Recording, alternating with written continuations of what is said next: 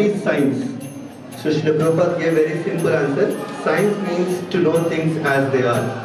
So to know things better, what we are studying and what we are observing in the nature. This school, along with spirituality, we are also associating ourselves with a practical education, which is very much near today. And recently I was going through some book, Spirituality and Science, in which when I was reading, I was amazed that whatever our Vedas have taught us, or whatever our Bhagavatam and other scriptures have already mentioned, that is what is again brought up in a common way. Now you know, as our gurus have told us, the best way to go closer to God is not knowing all kinds of Sanskrit slokas and all, but we got a very simple mantra. What is a simple mantra? Hare Krishna, Hare Krishna, Krishna Krishna, Hare Hare, Hare Ram, Hare Ram, Many professors, when they see our Gurukula children, and many professors, when they begin to taste prasadam, getting involved in the monthly program, they have now begun to ask me how to get my child in Gurukula. And the professor came to me, very young professor, assistant professor, and he asked me, Prabhuji, you homeschooled your both children in America, and now it's Gurukula here in Vrindavan, very nice. How can I put my child into this Gurukula? I asked, how old is your child? And he said, I'm thinking of marrying now. So I said, so much planning you are doing? You haven't yet married and you are thinking to put your child in Gurukula? This is the power of Prabhupada's iskcon, and of course this Gurukula is very important. 𝗪𝗶𝗀 Swami Maharaj, he said, if iskcon has to put a lot of effort in this Gurukula system, in Vedic education. Why it is? Because most of us who would not be able to go back to what is right in this life, we may be sannyasi, we may be brahmachari, we may be whatever we may be, senior devotee, advanced devotee, but there is a possibility that we can go back to Godhead in this very life, and obviously we will end up in a devotee family, and of course in Gurukula like this. Hare Krishna, my name is Balram, and today I'll be explaining the water filtration model that I've made. So basically, the water filtration which happens underneath the earth is what I've described here. So when the water enters and is absorbed by the land, and it undergoes this process. So first it goes to the big rocks, which filtrates the solid materials, and then it goes to the small rocks, which clears all the liquid waste or liquid materials, and then after that it goes through the sand, which gets rich in nutrition, and then after that it enters the fiber, which cleanses the water, and then which is now drinkable. So when we dig a well, we find the well, then the water is fully drinkable. So this is how the process goes, and then this is why it is important to know that what is the process about. Why can Krishna has a laser and he is reflecting his laser to that mirror, and then Bhakti was saying that in this mirror there is a ray, means a spot on that. It is not an angle of incidence, where it is incident, and because of this they are reflecting to that mirror, and this by this it is also reflecting to this. It is an example of a ball, bouncing ball. If you bounce the ball, it will go by reflecting by bouncing ball into the mirror. Like this also, this ray is going by bouncing, this ray is going here, and by responding he is going here. And this is angle of incidence, and here and reflecting, it is known as angle of reflection. This we can eat the most. Like there is salt and sugar. We should eat it very less because it is not healthy for our body. And the second is rajma and cheese, like milk products and alternatives.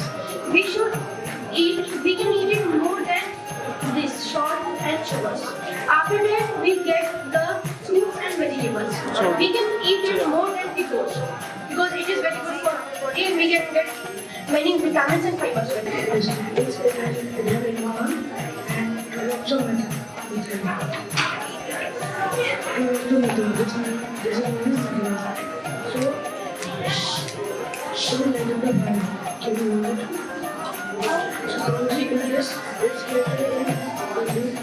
So it does not like one and like it's fire manner, it doesn't feel hot on my hand because it is very luke and the ground is very good on you. Guruji, it's not only food, it's only daily life and this body is connected with the 𝗩𝗶𝗀𝗊𝗀 pipe. So when we press this button very hardly, so that it just goes up and its property is air exhaust pressure.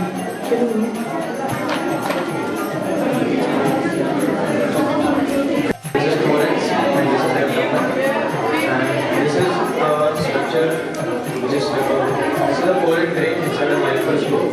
So pollen grain is a microscopic structure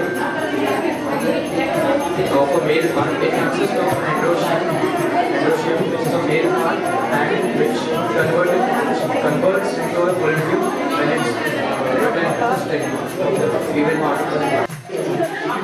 The sulfur is essentially made up of these segments. We only by the chemical reaction. First, we burn the sulfur with an friction. It will produce a gas sulfur dioxide. And after that, yes,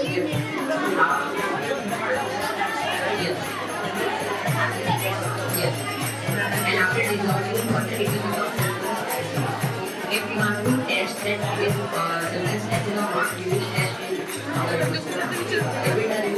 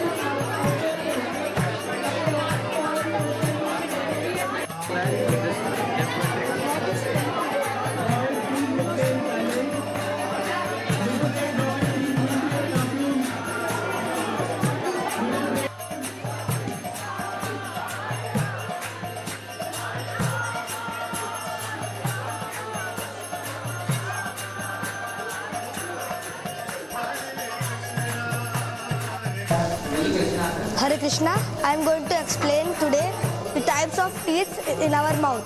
So in our mouth we have 4 types of teeth, namely incisors, canines, premolars and molars. Incisors, we have 8 incisors in our mouth. They are the smallest teeth and they are used for biting, like biting an apple. And second teeth are canines. We have 4 canines in our teeth. They are pointed like structure and they are used for tearing any eatables. And third are premolars, which are quite bigger than the both of incisors and canines. And they are used, we have 8 premolars and they are used for chewing the food. And we have 12 molars to grind the food, and the white substance present in our mouth is known as enamel. Hare Krishna.